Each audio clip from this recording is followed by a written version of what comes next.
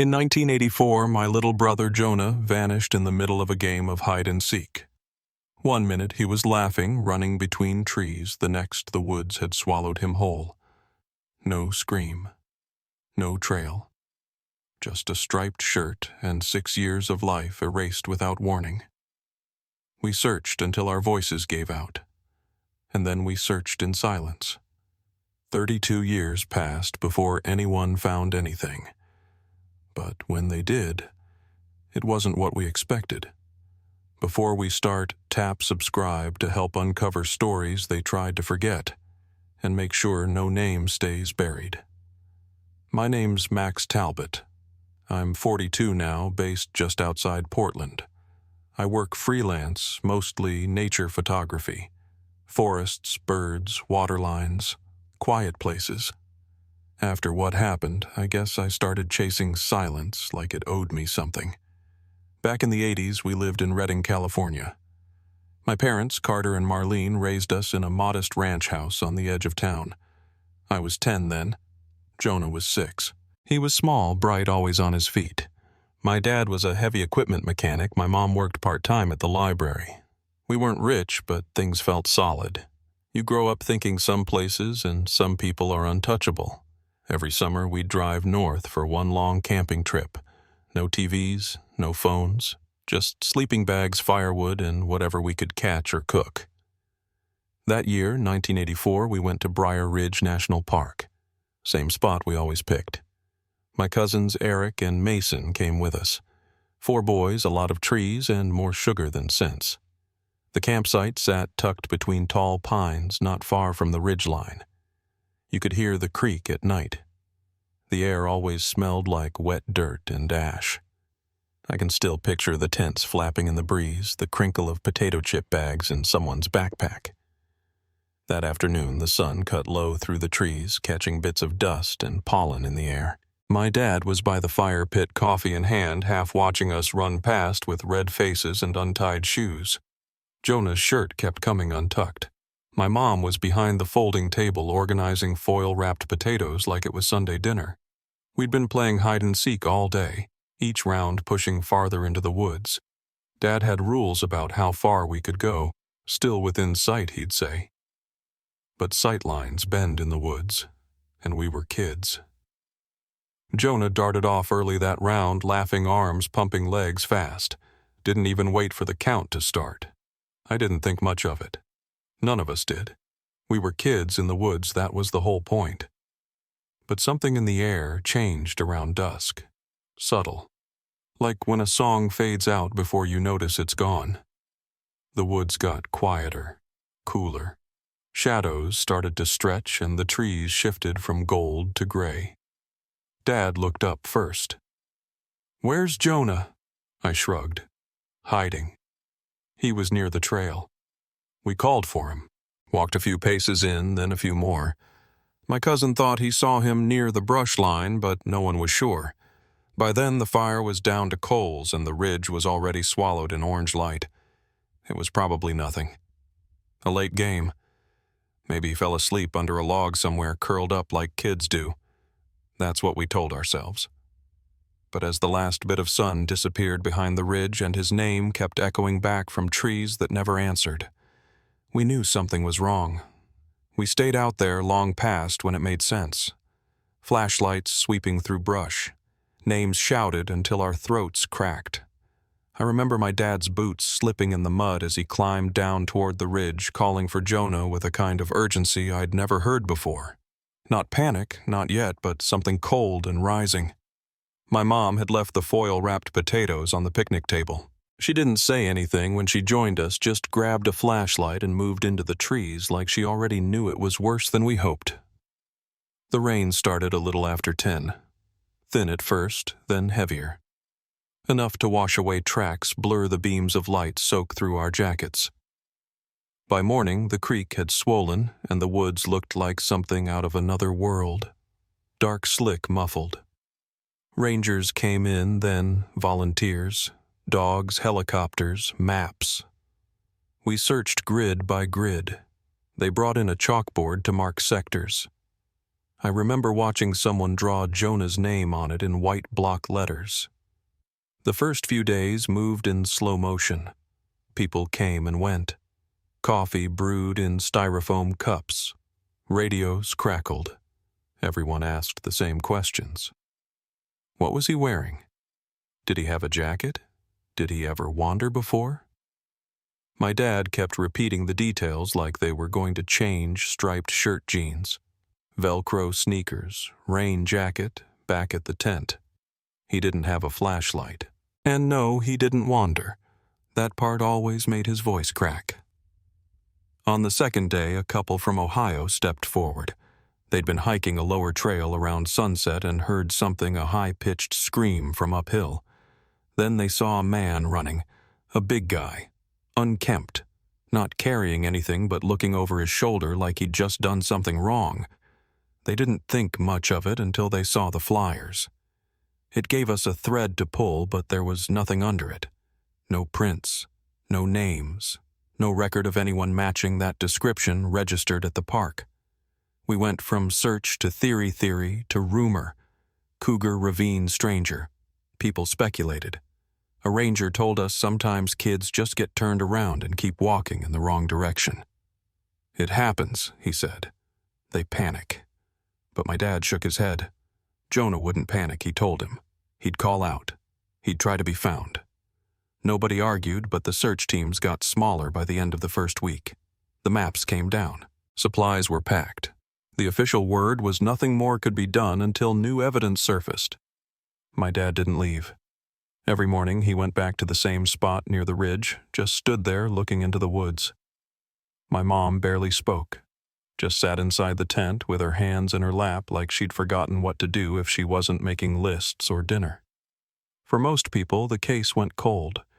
A boy lost in the woods, no body, no clues. Just a scream, a stranger, and a silence that never broke. Over the years, that silence grew louder. My dad tried to keep something going, talked to anyone who'd listen, sent letters, followed up on sightings that never panned out. I moved through school like a shadow version of myself.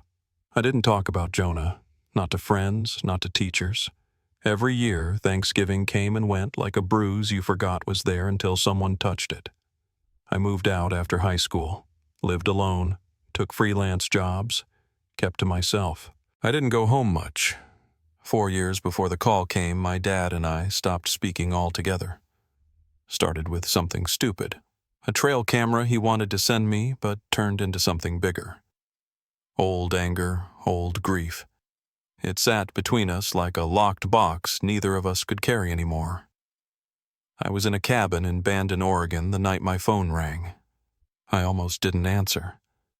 The number showed Seattle area code unfamiliar. Max Talbot, the woman said. Her voice was calm, steady. This is Detective Ellen Keene with the Seattle Police Department. I need to speak with you regarding a recent discovery.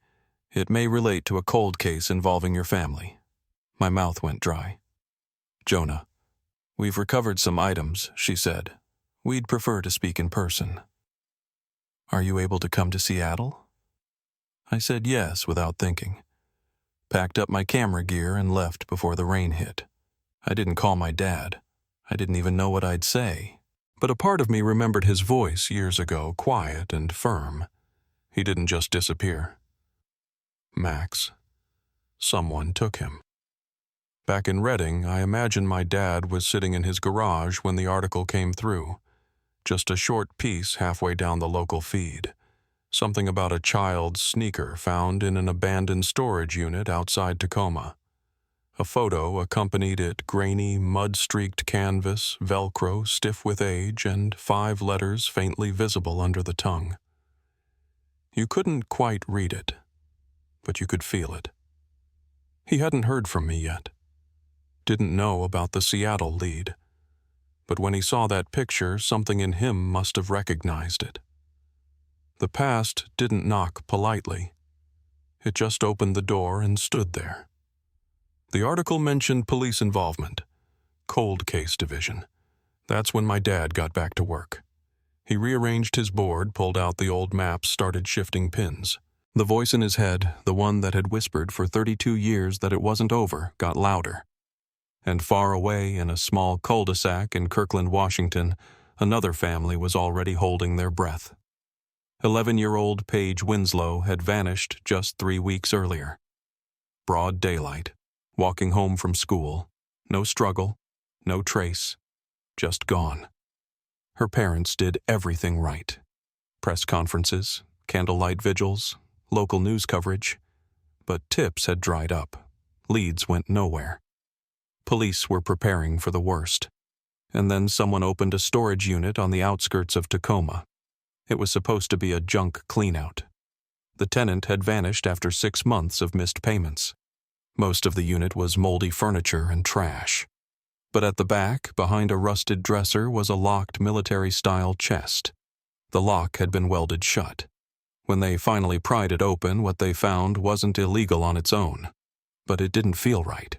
Inside were coiled zip ties, a wool blanket, and a stack of topographic trail maps, each one marked with precise X's and notations dating back to 1981.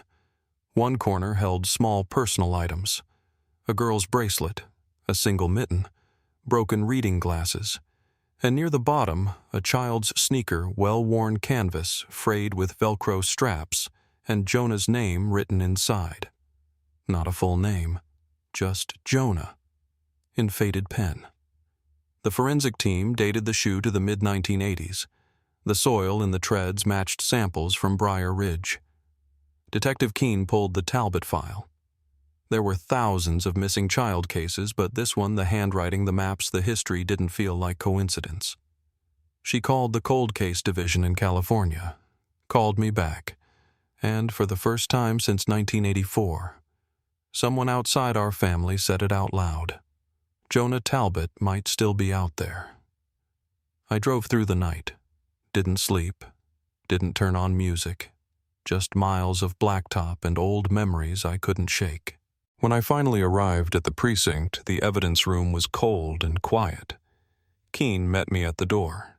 Professional calm, no wasted words. She led me to the viewing table. The shoe was there under glass, just like in the photo. But what stopped me cold was what came next. She handed me a grainy photograph. A boy lying on a cot in a dim wooden room, eyes closed, hands folded across his chest. The image was faded low resolution, but something in the shape of the face, the angle of the brow, the cowlick near the hairline, it all looked like Jonah, like a version of him time had warped. Keene watched me carefully. "You're not the first person who's thought that," she said. "Is it him?" I asked. She paused. "We don't know, but the resemblance is strong." She reached for a folder and handed it to me. Inside were summaries from 3 other missing child cases. 1993, 2004, 2010. All taken from wooded areas, all near major highways. In each one, a witness, a hiker-camper, or ranger had seen a man lingering nearby.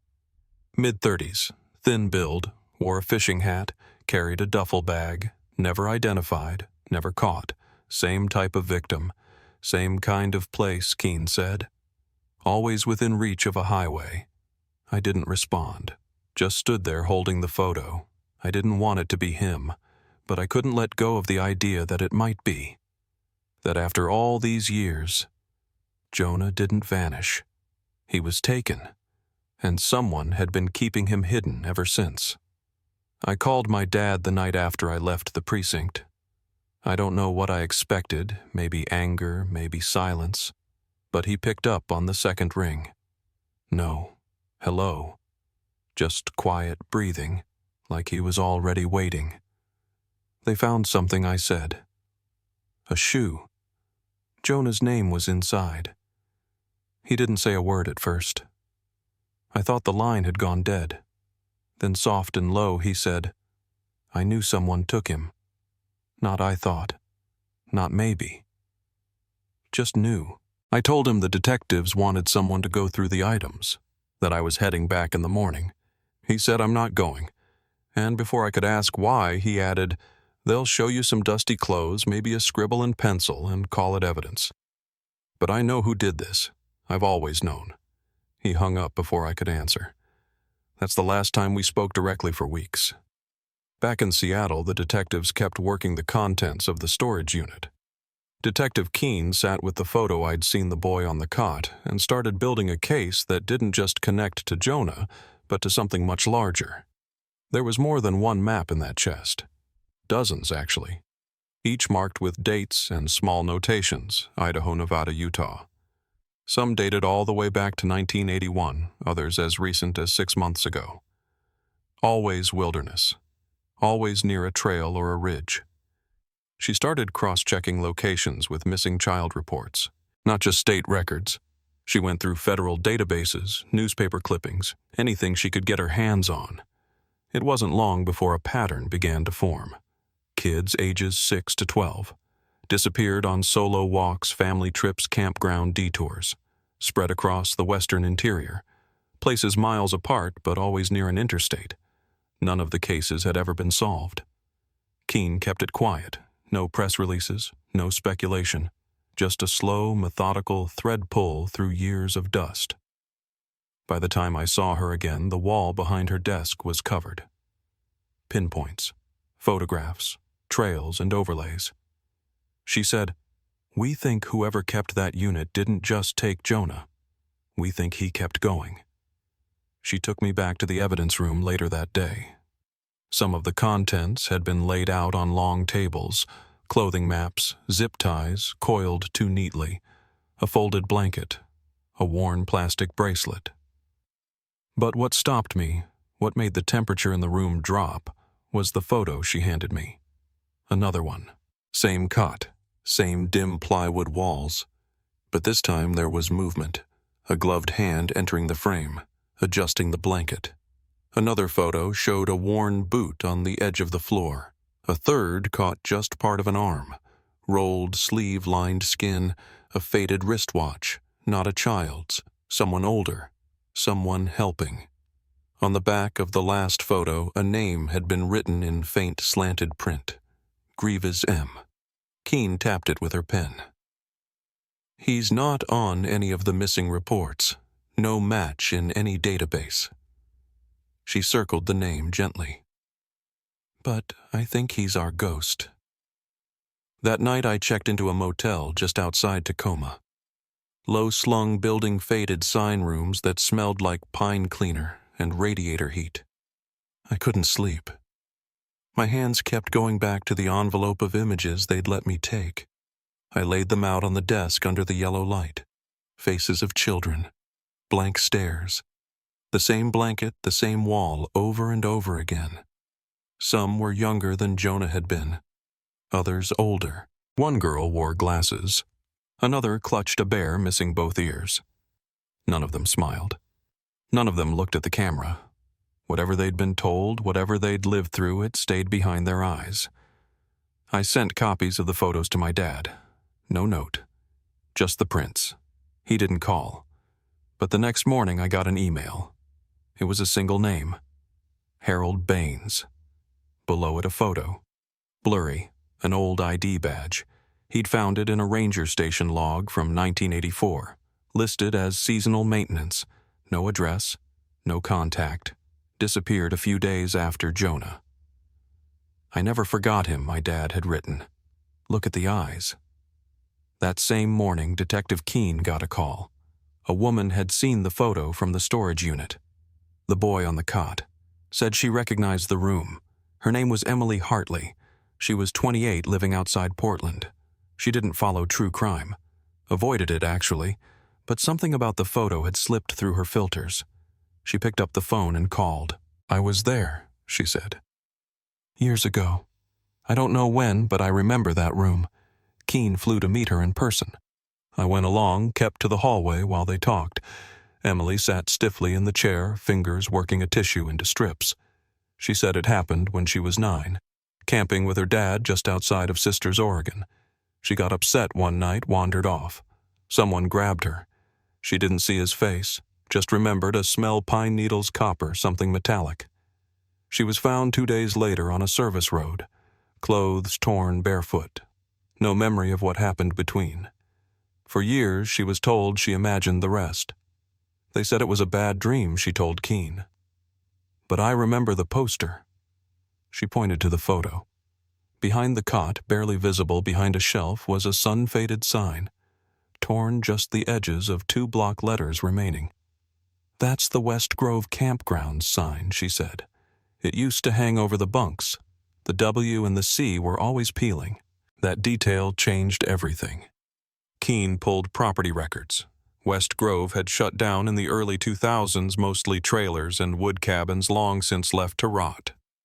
Satellite images confirmed the layout. One structure at the far edge mostly intact. Cabin 4. By the time we returned to Seattle, federal interest had escalated. Multiple missing children, cross-state movement, a timeline that stretched over 3 decades. The case was elevated, a task force was approved, and the hunt for whoever had taken Jonah and so many others was now a federal pursuit. I didn't sleep that night either, not because I was afraid, because the weight of it was finally sinking in. That voice in my dad's head, the one nobody believed, it had been right all along. He hadn't imagined the stranger. He hadn't invented the scream. And Jonah hadn't wandered off. He hadn't gotten lost. He was taken, kept, hidden. Somewhere out there a man was still walking free, still using names that weren't his, still watching the woods. And maybe, just maybe, he wasn't working alone. When the task force started building their timeline, I think that's when it finally hit me just how wide this thing stretched. It wasn't just Jonah. It wasn't even just Paige or Emily. It was Idaho, Nevada, Utah, Oregon kids who went missing without any noise, without any answers, and for years no one had seen the pattern. Now we had dots on a map. Now we had photos, timestamps, names that didn't match up with any real history. But knowing something had happened and being able to prove it, those are 2 different things. And when you've carried the weight of one case for most of your life, it's hard to step back and look at the bigger picture. I kept staring at those prints of the cot, the plywood walls, that shelf with the plastic bins and worn sleeping bag. I must have looked at it 100 times. I started noticing details. A dent in the floorboard, a corner of tape on the edge of the poster, a rusted screw near the baseboard. Things that don't matter to most people, but don't let go once you've seen them. The problem was, even with all that, the picture was still incomplete. I stayed in Seattle for a few more days, sat in on updates when they'd let me. Most of the time I kept quiet. I watched Keene cross-reference maps, case files, delivery records. She didn't rush. She worked like someone who understood how fragile a case like this could be. And I respected that. But every hour we didn't move felt like another hour the person we were hunting could be slipping away, or watching, or planning something worse. I knew my dad was still working it too, even if we weren't talking. We had our own rhythms by that point. I could tell when a new pin showed up on his board, he'd send it as a photo without commentary. A name, a campground, a location code. It was his way of staying in the case without stepping into the room. I started noticing something else, too, a tension I hadn't felt in years. I wasn't sleeping much, not because I was afraid. It was more like I couldn't stop replaying moment snapshots from that last trip to Briar Ridge. The sound of Jonah laughing, the flash of his shirt behind the trees, the feel of pine needles under my hands when we searched the ridge that night. They'd been quiet memories for a long time, like static behind glass. Now they were loud again. Keene brought in more field reports. One of them included sightings near Hatchery Cove, an area in Lake Harrow County a few hours south. A neighbor had reported seeing a man carrying a girl across his shoulder near a seasonal rental, said she looked limp, maybe unconscious. When the neighbor made eye contact, the man bolted, left nothing behind but a few footprints and a gold star earring under the mattress. Same kind Paige wore in her last photo. It was the first active lead we'd had in weeks. The property had already been cleared by the time the local sheriff got there, but they found a receipt in the trash. Repair work on a generator. Signed by a John Greaves. The name dropped like a weight in the middle of everything. It was too specific, too close to the one on the back of the Polaroid. Keene pulled DMV records, ran facial recognition. What came back was a man in his mid-30s, Oregon license, no prior history. Blonde hair, blue eyes. The photo on the license showed a tired face, sun-worn, neutral expression. He looked like someone who could disappear into a crowd and never be noticed. She showed it to me later that night. Didn't say much, just passed me the printout and watched. I looked at the name first, then the photo. I didn't recognize the face. Not exactly. But something in the posture, the slope of the mouth, it felt close, like a memory not fully formed. Could be nothing, I told her. She nodded, but neither of us believed that. The next few days blurred together. Keene kept the task force focused. She ran the maps again, narrowed the zones based on delivery routes and remote trail access. Somewhere in there, the tech team flagged a cabin barely visible from satellite but still upright, hidden behind a curtain of pine near the edge of a lake. No road and no utilities. A place built for someone who didn't want to be found. They set up surveillance. Trail cams disguised in tree trunks, thermal sweeps during fog. The suspect returned 3 nights in. Walked up like he lived there. Duffel bag slung over his shoulder. Unlocked the door with a key. Moved with purpose. He didn't look around. Didn't hesitate. Just went inside and turned on the lights. He stayed in that cabin like it was normal. Got up at dawn, cleaned tools, walked the perimeter, burned papers in small pits and buried the ash. He didn't use a phone, didn't drive. Groceries were dropped at a gate and picked up on foot. At night, faint lights flickered inside, the kind of glow you'd miss if you weren't looking for it. The cameras caught it all. One night, they caught more. A girl, small frame, limp body carried over his shoulder. Same posture the neighbor described. He disappeared inside with her. Never looked at the cameras once. Analysts froze the footage. Zoomed in. A woven bracelet on her wrist. Red, green, and white. Matched the one Paige had been wearing. That image hit harder than I expected. I sat in the precinct conference room when they showed it. No one said much.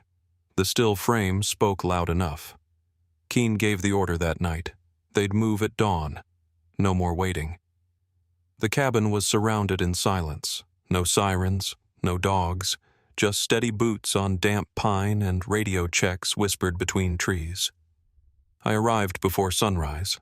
Fog curled low across the lake, the kind that softens every edge, blurs every sound. Keene met me near the command vehicle, gave me a vest and told me to stay back. I nodded. I wasn't there to be part of the raid. I just needed to see him, needed to know. At 5:03 a.m., the breach team moved in. One thud. The side door cracked. Light swept through the main room. No resistance. Then came the call. Back room locked. A crowbar was brought in. The hinges groaned. And there, curled on a cot, bandages on her wrists, IV in her arm, was Paige Winslow. Pale, breathing, alive. 50 yards from the cabin by the waterline, a man carried firewood toward the back porch. 2 agents intercepted him. He didn't run, didn't flinch. He set the wood down, raised his hands, and let them cuff him without a word. His boots were still wet from morning dew. Hair sun-bleached. Eyes unreadable. I stood behind the vehicles, hands clenched, heart pounding in my ears. When they walked him into the lights, I took a step forward. He looked older, thinner. But his face, his jawline, the scar near his temple, it stopped me cold. The years had changed him, but not enough to hide who he'd been. I was looking at Jonah.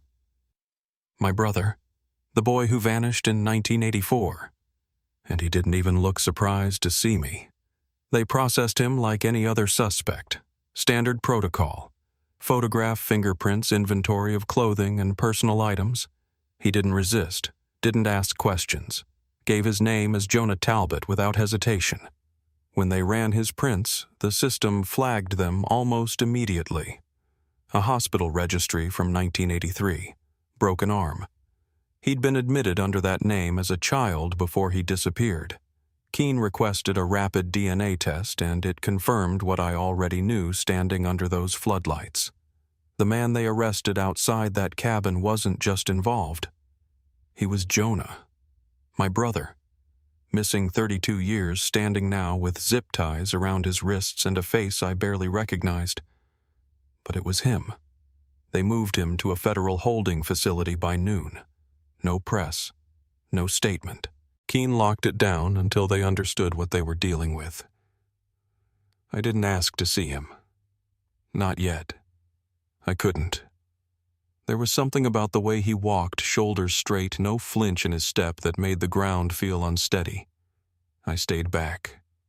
Watched through glass. Tried to match the lines of the man's face with the boy I used to fight over who got the bigger marshmallow. But memory is unreliable when you want it to be sharp. Keene interviewed him first. Neutral room. Soft walls. No windows. He sat across from her, posture upright, cuffs loose. She said his eyes didn't dart or search. They stayed steady, still, like he already knew the questions she was going to ask. She opened with the truth. "We know who you are, Jonah." He didn't flinch, didn't deny it. She said, "You've been living under another name. You took Paige. We have evidence tying you to other disappearances." He blinked, slowly, then lowered his eyes to the table. His voice was quiet, almost rehearsed. "He found me after I got lost," he said. "Said I was chosen. Said I was different. He didn't give a name at first, just called him he.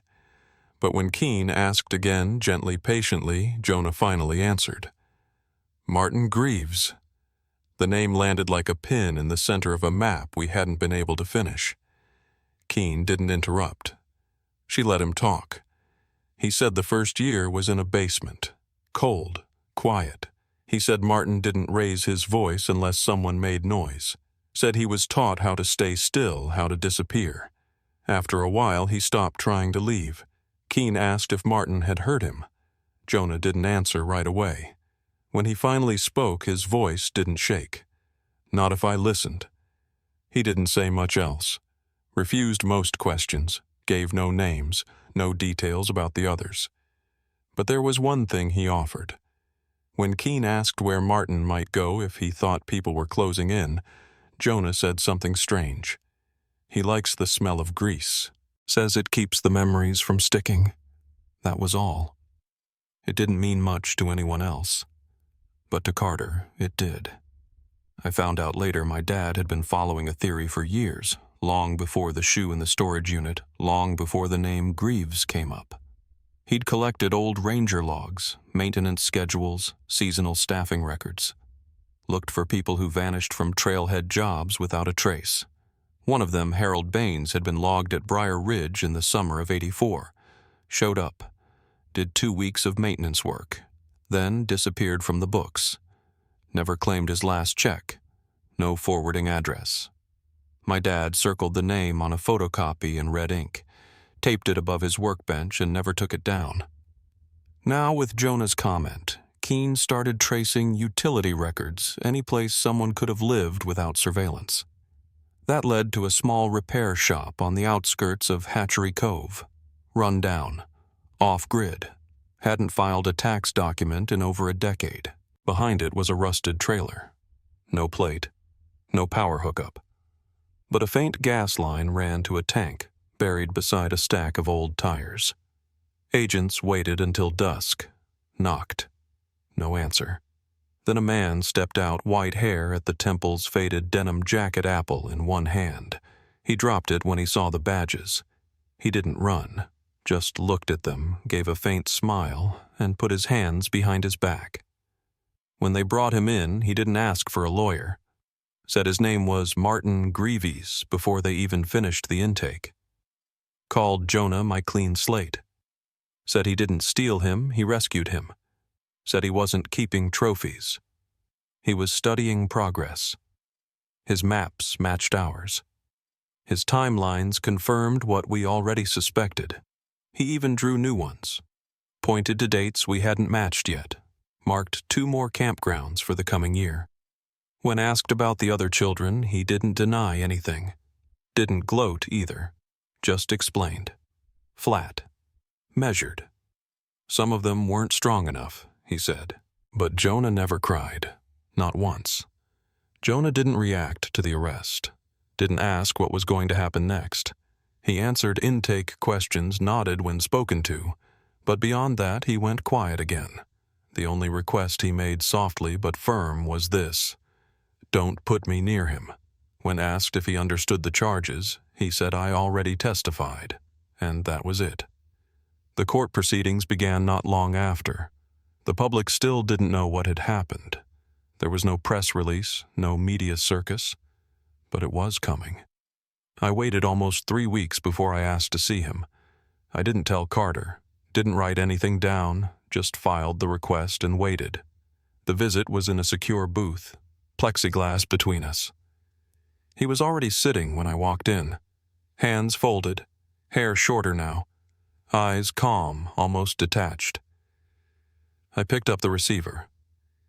He didn't touch his at first, just stared, then lifted it slowly.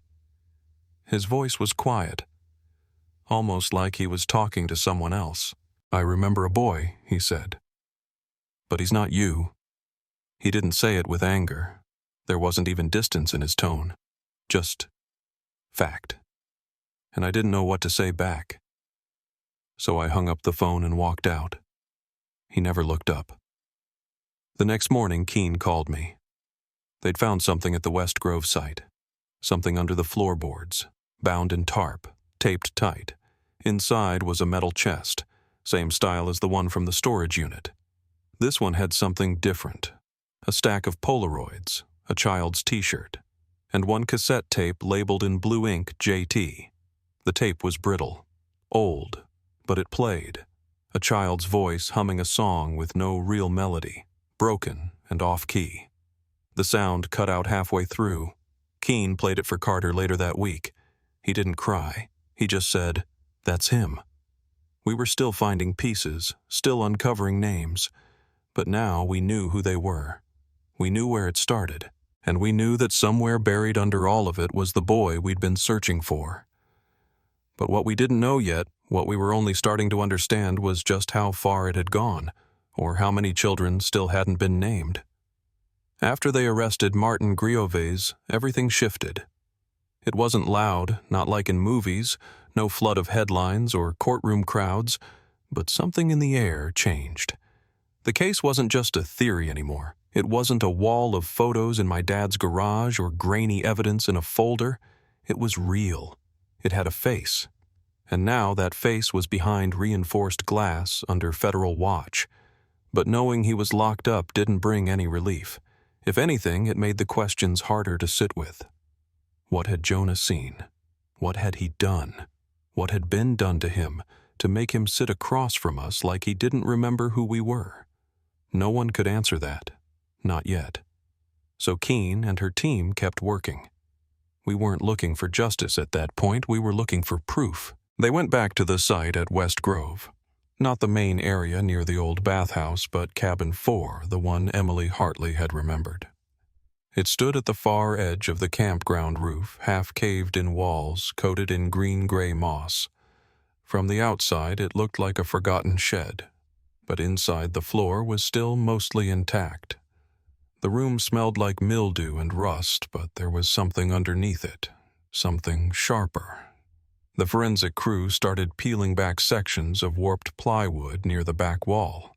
One of the younger techs, Ethan, found the first shift in the floor, just a shallow recess barely wide enough for a small chest. But when they uncovered the plastic tarp and pulled it free, what was inside stopped them.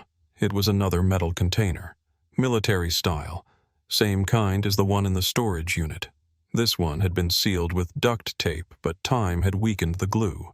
Inside there were children's clothes, folded too neatly, a striped t-shirt, pajama pants with little bears on the cuffs, Beneath the clothes was a plastic bag filled with photographs.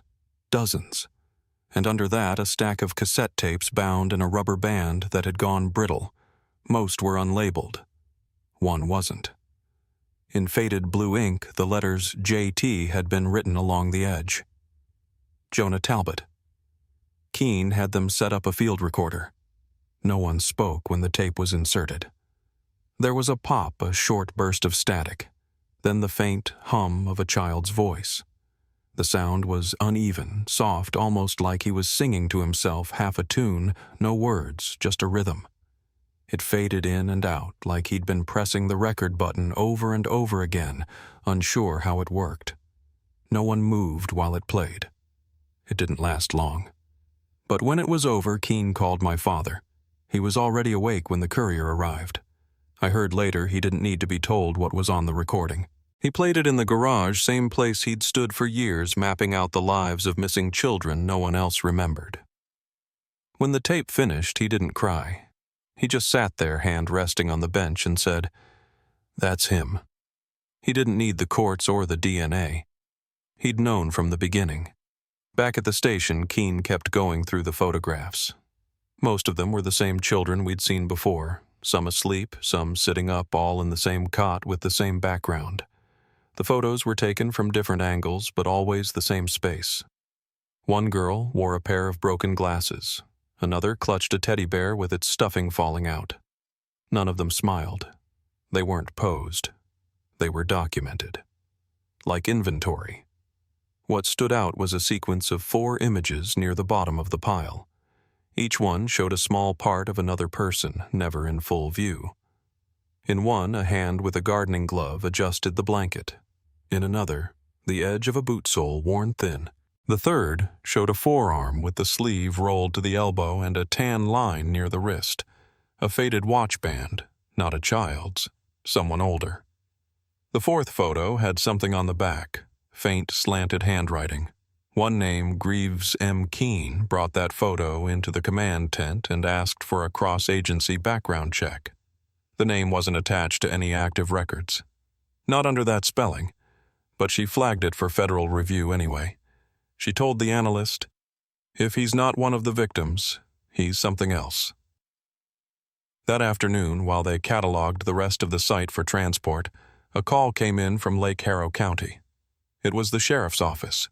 A man matching the description of a recent repair invoice, a John Greaves, had been seen carrying a teenage girl near one of the seasonal rentals.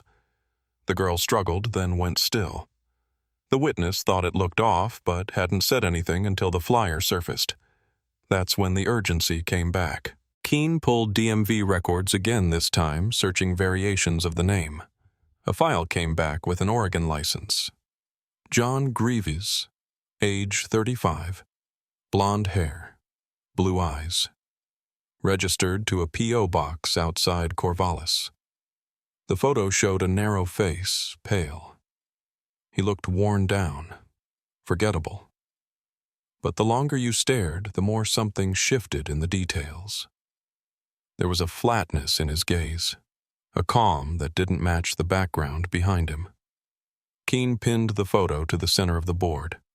She didn't say it out loud, but it was obvious we were looking at the man behind everything. Later that evening, I stopped by the station. She handed me the DMV printout. Let me sit with it in silence. I ran my thumb under the name again and again. There was something about it, not familiarity exactly, more like something I'd almost remembered once then lost. I told her, "The name's too close. And the face. I don't know. I hope I'm wrong." She didn't press me for more, just nodded and moved to the board. The investigators started building out a possible trajectory, how long the alias had been active, what kind of employment he might have had. They traced it back nearly 10 years. All clean. No arrests. No accidents. No history. Meanwhile, the surveillance team out at Hatchery Cove began their next phase. 2 unmarked vehicles were stationed half a mile from the target property, a small cabin nestled behind a curtain of trees at the lake's edge. No neighbors, no streetlights, no road noise. From the first day, the suspect's behavior was methodical. He retrieved supply deliveries from a trailhead gate, burned small items in pits he covered with pine needles, cleaned tools out back, walked the perimeter, never made a call, never looked up at the tree line. For 3 nights he came and went as if the place was his, like he didn't think anyone would ever come looking. The 4th night, the rear camera caught it. Movement. A figure draped over his shoulder, young, unconscious. Her bracelet, woven red-green and white, dangled loosely from her wrist. Her head lolled to the side, hair across her face. He carried her like she weighed nothing, just another part of the routine. Analysts froze the frame, zoomed in, matched the bracelet to the one Paige Winslow had been wearing the day she disappeared. Inside the command center, no one said a word when the still came up on screen. Keene didn't hesitate. "We move at dawn." I wasn't sure why she called me, but I showed up before first light. Fog had settled over the water thick enough to quiet the gravel beneath our boots. The team loaded gear in silence. Flashlights were kept low, weapons checked without a word. The last thing Keene said before the teams moved in was simple, "We don't wait. He doesn't get another chance." The cabin was quiet. No dogs, no signs of alarm, just stillness. The team breached the side door with one strike. Inside the place was sparse. A few blankets, a wood stove still glowing faint. The main room was empty. Then a call came from down the hall. Back rooms locked. The hinges groaned. The door gave. And there on the cot was Paige. Pale, breathing, bandaged, hooked to an IV. But alive. 50 yards away near the water line, a man appeared carrying a load of firewood. Agents approached from both sides. He didn't run, didn't blink. He set the wood down, raised his hands, watched the ground while they cuffed him. His boots were wet with dew. His eyes were ice blue and unreadable. I stood near one of the trucks, watched the light hit his face. And even though I'd seen it before, even though I knew the shape of it, something about seeing it in motion again made my stomach drop. He didn't speak, just looked past us. Like the trees were calling him back. Like all this, us, the cuffs, the cameras didn't matter. Not really. And I think in his mind it didn't. Because in his world, the silence was the point. And it had worked for a long, long time. The search of the cabin took 2 full days. It wasn't just the obvious maps, IDs, clothing. It was the layers underneath. A ledger book bound in cracked leather. Dozens of pages, some soaked through others, dry as parchment. Each page listed a first name, a date, and a number beside it. No last names, no explanations. Some were marked with small red ink dots in the corner. Others had been smudged out. One name I recognized instantly, Paige. Next to hers was the number 11. Her birthday, April 11th. Keene called in behavioral specialists hoping to decode it. The theory was that the numbers were dates of abduction. Some matched known disappearances, others didn't. There were far more names than we expected. Children we hadn't linked. Children no one had even reported missing. There was also a narrow trap door in the corner of the back room, covered with plywood and a rug flush with the floor. They almost missed it. When they pried it open, the ladder led 6 feet down into a dugout crawl space lined with insulation and foil. It wasn't a full basement, more like a burrow. The walls were carved earth compacted by time. There were sleeping bags down there, 3 of them, 2 small ones adult-sized, empty snack wrappers, a water jug, a cracked lantern with fading batteries, a plastic crate with folded clothes, tiny jeans, mismatched socks, shirts with name tags still stitched in. No sign of Paige down there, but the evidence was clear. She hadn't been the first, and she might not have been the last. Back in holding, Martin Greaves remained composed. He answered questions when he wanted to, ignored the ones he didn't. When pressed about the names in the ledger, he just said, Those were the ones who made it. Keene asked him what that meant. Made it where? He smiled faintly. The quiet. That's all they needed. The world was too loud. When she showed him the photo of Paige's bracelet, the only reaction he gave was a glance, followed by a quiet. She wasn't ready. No anger, no remorse. Just certainty. When asked who helped him, he said only this: I don't keep help. I raise it. That was the first time anyone realized he might not have been working alone. It lined up with the surveillance reports, the second figure seen in the woods near the trail, the blurred motion caught on camera a week before the rescue.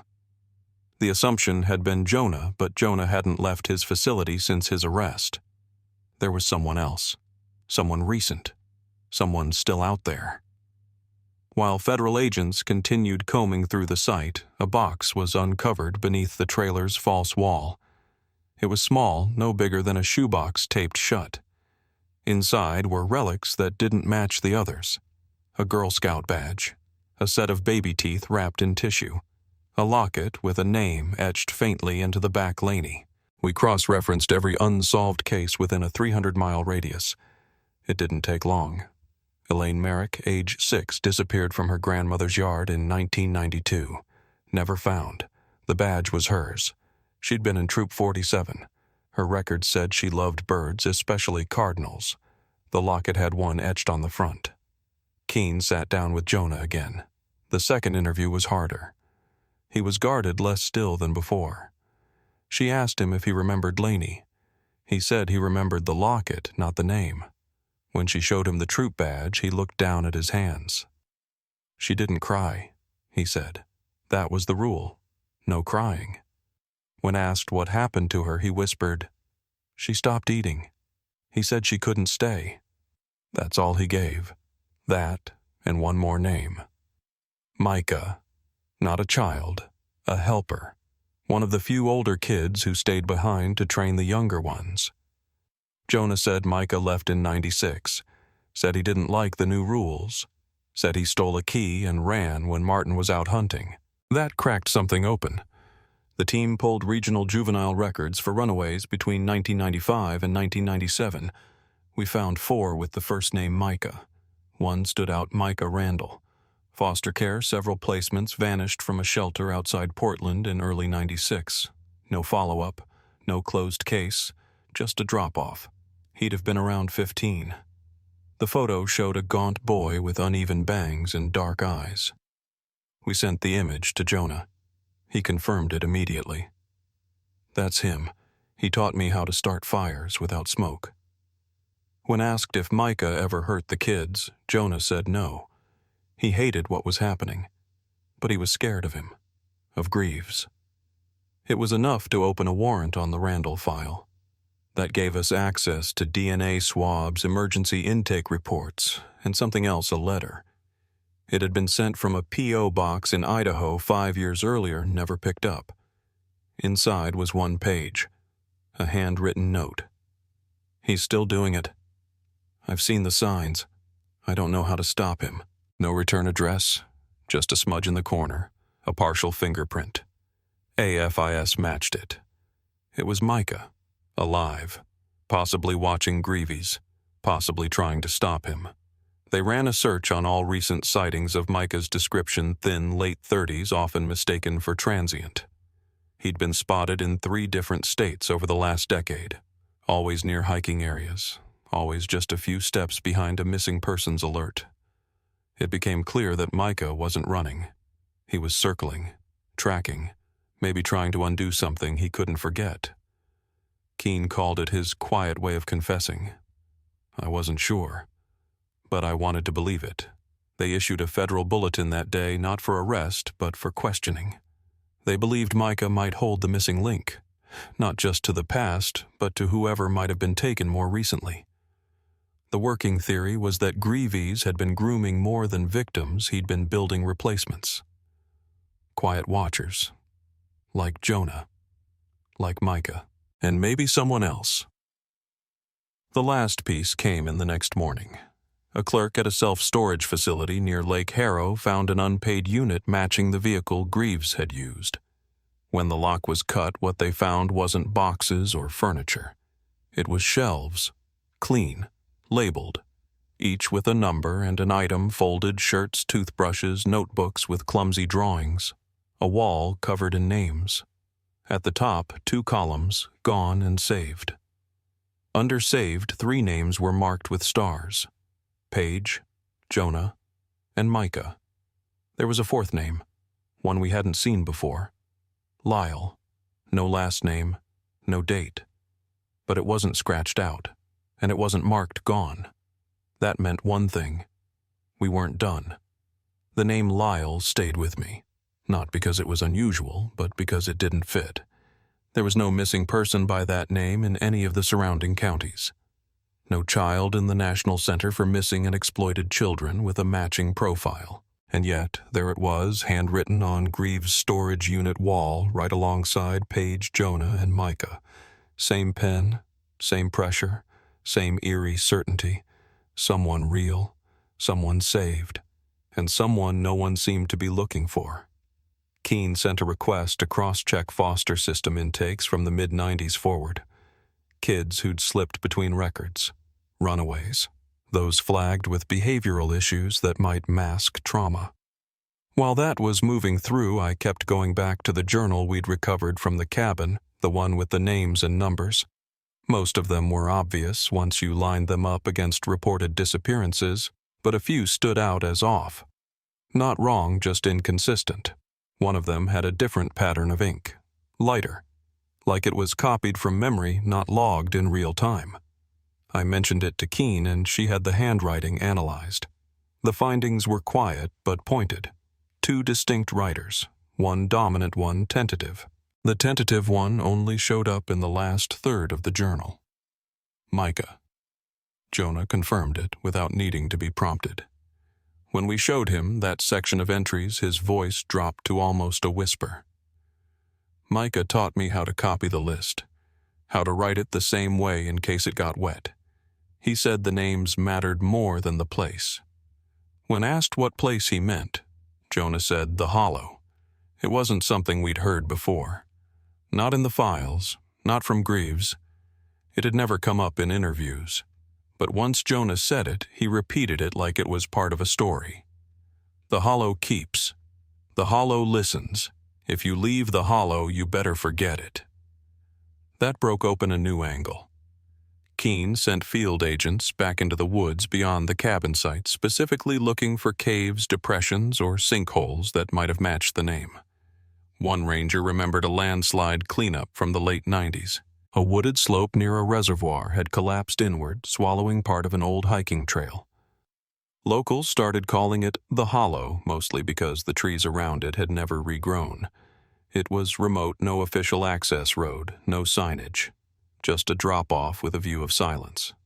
We flew in by chopper. The clearing was overgrown at the edge, but raw beneath years of erosion had opened the soil like a wound. You could see where water had once pooled, then dried into mud trails that funneled inward. One of the agents spotted a plastic bottle embedded halfway down a slope, then a scrap of red cloth, then a child's sock. We sent down a team with ground-penetrating radar. What came back wasn't just a hollow, it was a tunnel. Man-made, reinforced with wood beams, nearly 30 feet across at its widest. We didn't know how deep it went. That night, Jonah woke up from sleep screaming. First time since he'd been moved to the secure ward. The nurse called Keene. He didn't say much, just repeated one phrase over and over. "Don't let Lyle go back down. He won't come back this time." When asked who told him that, Jonah said Micah did, the last time we saw him. We were too late to enter the tunnel that day. Rain had softened the mouth, and the safety team ordered a 24-hour hold for shoring. But we posted guards, we set motion sensors, and around 2:14 a.m., the sensor closest to the entrance tripped. 2 shapes, one tall, one child-sized. They didn't enter. They left. The smaller one was limping. The taller one guided him along the ridge. A forest ranger tried to follow but lost them in the draw. All that was left was a boot print size 10 worn heel and a plastic bracelet with 4 letters etched in fading marker, L-Y-L-E. We found them 2 days later walking along the highway near a rest stop north of Medford. The boy Lyle was dehydrated but responsive. He looked to be around 12. No official missing persons match. No fingerprints in the system. But DNA confirmed what we'd feared. He wasn't in the records because he'd never been reported missing. Born off-grid, raised in isolation. We traced him back to a woman in Colorado who'd gone off the radar years ago with an infant. Her remains had been found in Idaho in 2017. No one knew she'd had a child with her. Micah was the one who brought him out. He refused medical attention, refused interviews. When asked why bring the boy out after all this time, he said, because he still believed in the hollow. And I couldn't let that stay in him. He was taken into custody for questioning. No charges were filed that day. Keene sat with him for 4 hours. The only question he answered was about Jonah. He tried to stay small so Greaves wouldn't notice him grow, Micah said. But I saw it. I saw the day he outgrew his hiding place. That's when I knew I had to get out. The evidence gathered over the next week was enough to open a full federal case. Charges were added to Greaves' indictment: trafficking, conspiracy, concealment of minors, unlawful imprisonment. For Micah, the Justice Department made a rare move. Instead of prosecuting, they offered witness protection, not as a reward, but as a safeguard. He agreed, but only if Lyle got the same. That's how we knew it was real. Micah wasn't running anymore. He was shielding. That week, Jonah sat across from me for the last time. He looked out the window and said, "They never came back for me before. But now I think I was just the test. Lyle was the proof." I asked him what he meant. He said Greaves wanted to build a place that couldn't be touched, and I was the practice round. He paused. Micah was the first one to break the rules, and that gave the rest of us permission. The files are closed now. The hollow was collapsed by order of the Park Service. Structural hazard. No public notice, no press release, just erased. But we all knew better. That place still lives in the ones who crawled out. There's a stillness that settles in after something like this.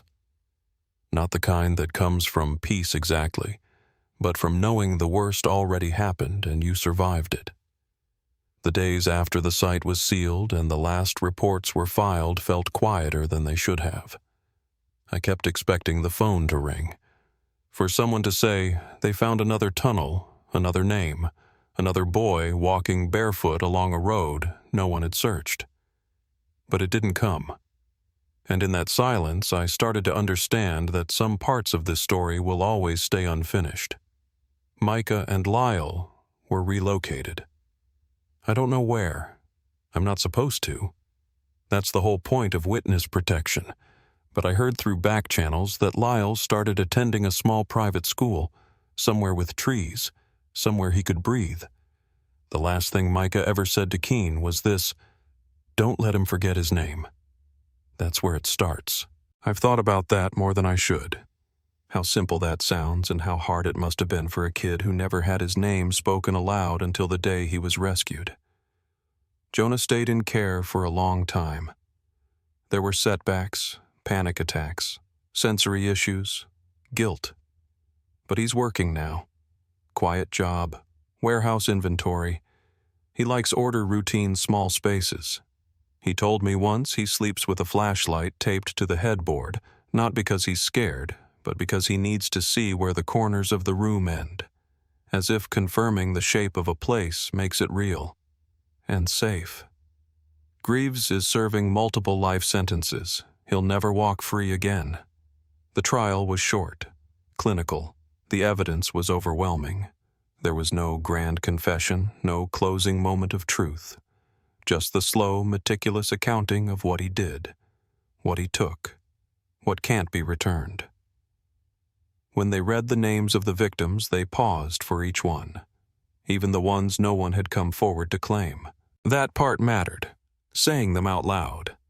And as for me, I still photograph forests, still walk the trails when I can. I thought maybe it would feel different after everything, that the woods would carry a kind of weight I couldn't shake. And sometimes they do, but mostly they just feel like what they are: quiet, patient, full of places you might pass by without noticing, full of shadows that hold more than just silence. I don't go looking for answers now. I used to.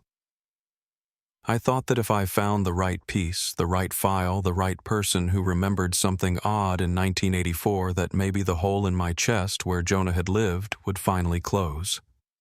But I've learned it doesn't work like that.